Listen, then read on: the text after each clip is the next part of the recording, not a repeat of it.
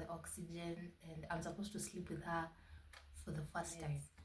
That was supposed to help out to flush everything in her stomach. So the first day I'm supposed to sleep with her, I'm like, wow, I'm so overwhelmed. Looking at her, I'm like, wow, why do you look like my fiance? So you decide to just betray me in the morning, and I was still up. Day 2, I noticed my baby was twitching. He comes in after a while and he's like, why does my baby look like this?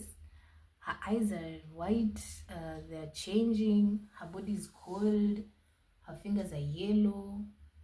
She wasn't looking normal, like.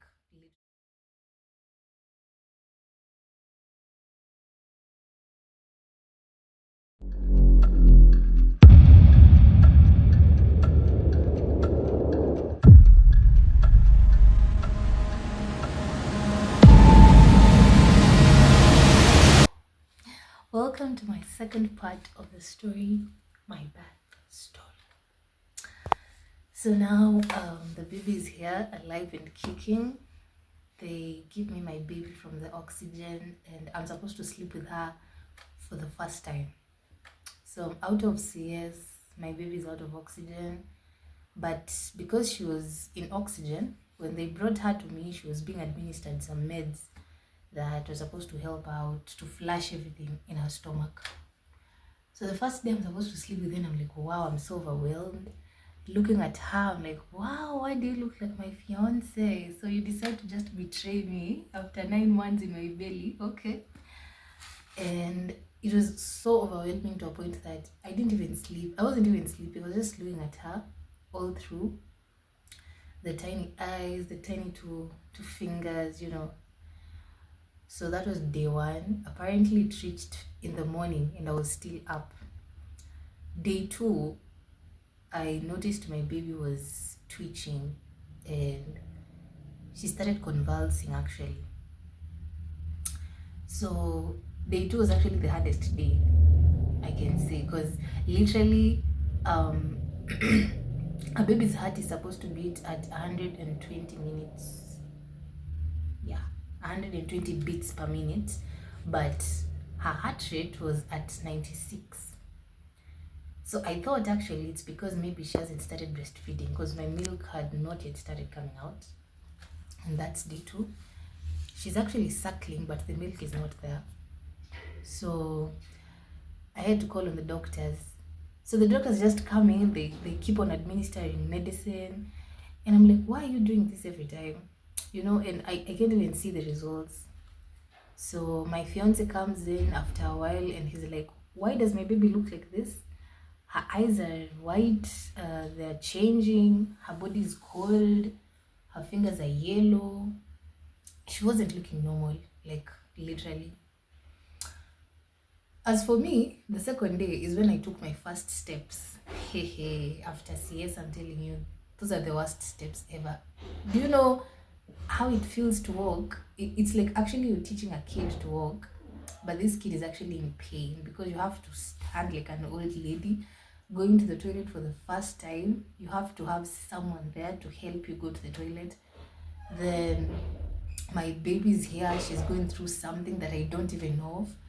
I actually don't even know myself because of this medicine that was administered to me during the CS. I'm actually, I was stammering. Day 2 was just tough. Day 2 was really tough. So when my mom came in the evening, she asked the doctors what's wrong with the baby, and the doctors were like, "No, she's just fine. She's doing great. We are going to take care of her. Don't worry." Then they chased her away. Hey, visitor's time is over. You can go home. So the second day I sleep with my baby, she convulses again, and it was bad because I nearly screamed because I'm like, why is she doing this? She's stuck. What? So we called on the doctors. The doctors came and told me she's doing fine, apparently. At some point, I was even questioning my own self. Are these doctors really qualified? Because if my baby's heart rate is reducing, if her body is cold, how can she be fine? The third day comes in and my mom is there very early in the morning. And she starts complaining to the doctors. So they throw some tantrums to each other. And these doctors actually, it's like they actually have cold feet, so they decide we are going to give you a referral, because if this woman stays here, she's going to beat all of us, or rather take us to court. And considering that hospital actually has a record, hey, they just decided no, we don't want to give ourselves another bad record, so we are going to give them a referral. And we were referred to a certain level 4 hospital that I won't mention the name. And I never imagined myself for the first time inside an ambulance. Ambulances are just something that used to pass through. I used to see them passing, but I never imagined myself ever in it. Talk of my baby being inside the oxygen again inside the ambulance. So we happened to be referred. That's after the whole day, actually, they referred us something close to 6 p.m. So we waited for the ambulance. Since morning, actually, they referred us at 6 p.m. Now you can imagine the type of services they have, work services. So from 6 p.m. we waited for this ambulance up to something like 7:40. Then we boarded the ambulance at 8, headed to the level 4 hospital. On arrival, we were sent to the newborn babies unit, where my baby was actually diagnosed with something. I don't even remember that, but it was something so heavy. You know, these doctors' terminologies, something very heavy. And they said, why was this baby born with 3.7 kg, but within 2 days, she's in 3.3 kgs? And apparently, the medicines that they've been administering to her are very heavy for her system. She has to be admitted.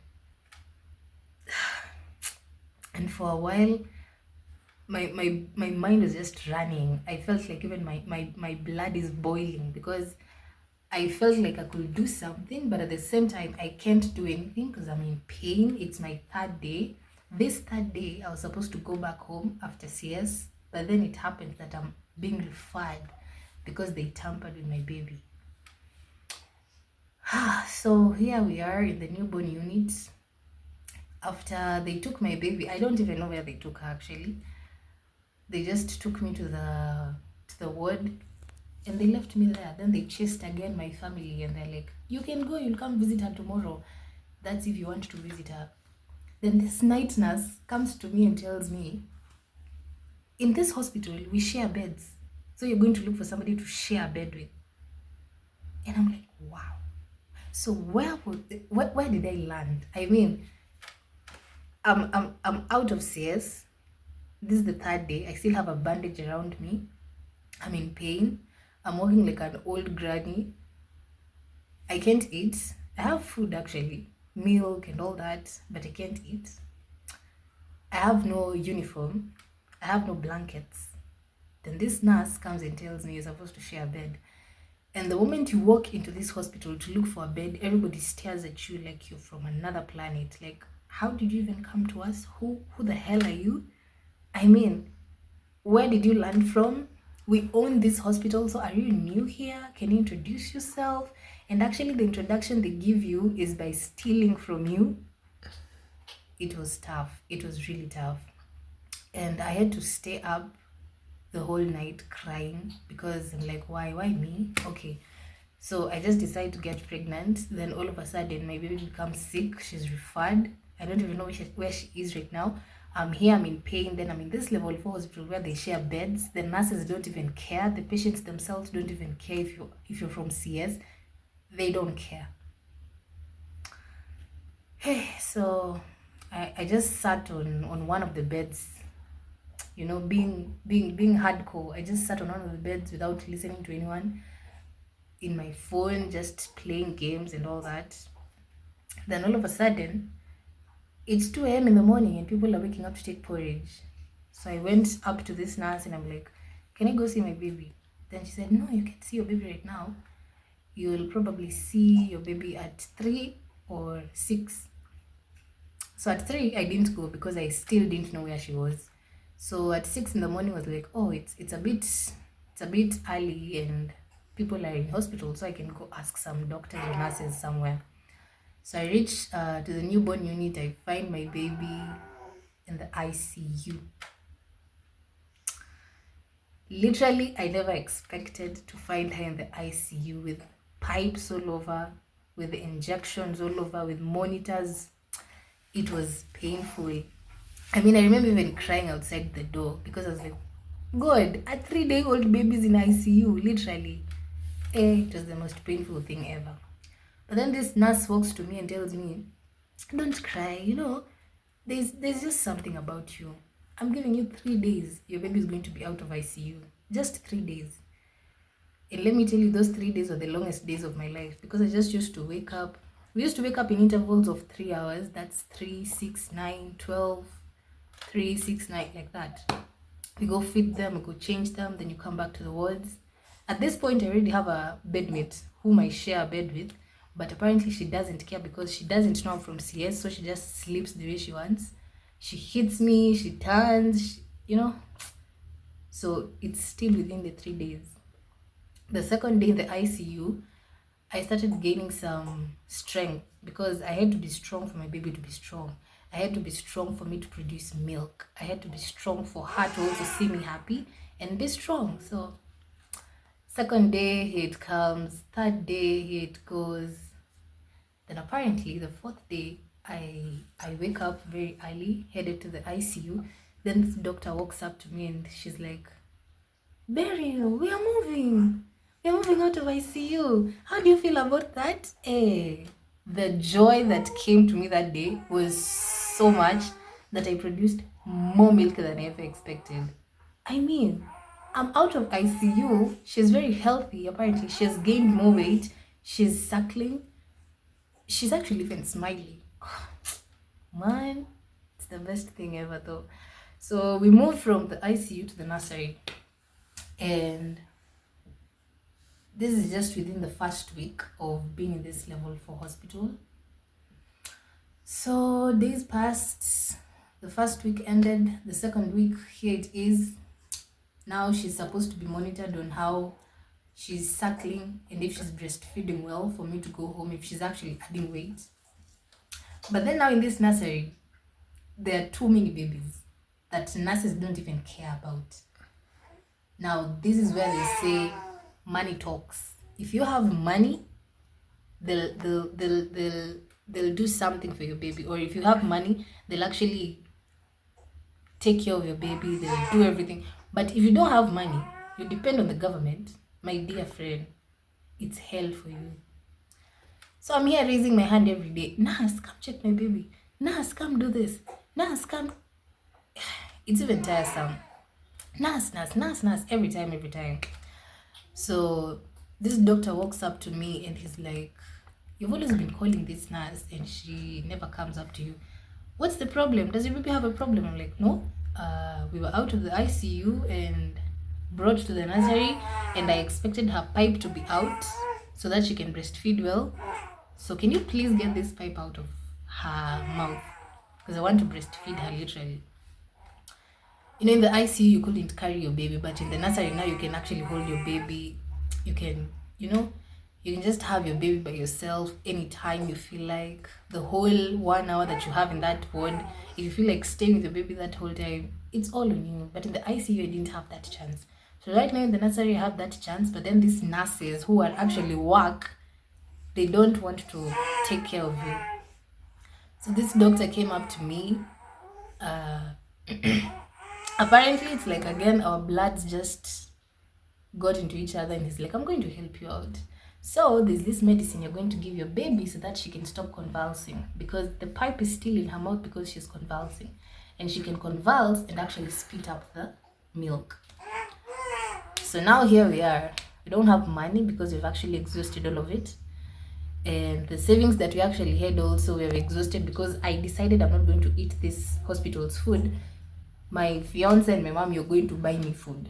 Whether I like it or not, you're going to bring me food from home. So my savings were for food because I had to eat to produce milk. And this hospital's food is not giving. It's just not giving. So we started looking for friends and relatives who are going to actually help out with some money to buy this medicine. And apparently we made some few calls. People made promises. 2 days, 3 days. The fourth day, we found a friend who actually sent us some money. And that very day was the actual day that they really wanted that medicine. It was on a Thursday. So my fiance is here at 4:30 and they want that medicine like right now. We get that money that day. He goes for that medicine. He comes back with it. I start administering the medicine to my baby that day and it starts working. She stops convulsing. She's actually improving and all that. So this doctor comes up to me and says, you won't even last in this hospital for long. I think today's on Thursday. You're going to go home tomorrow. And I'm like, what? Tomorrow? Oh, really? Okay, that's nice. So tomorrow being on a Friday, I was so happy of going home. Then it happened that the doctor who was in charge to give me the discharge is in a mood. And he decides I'm not going to sign that discharge.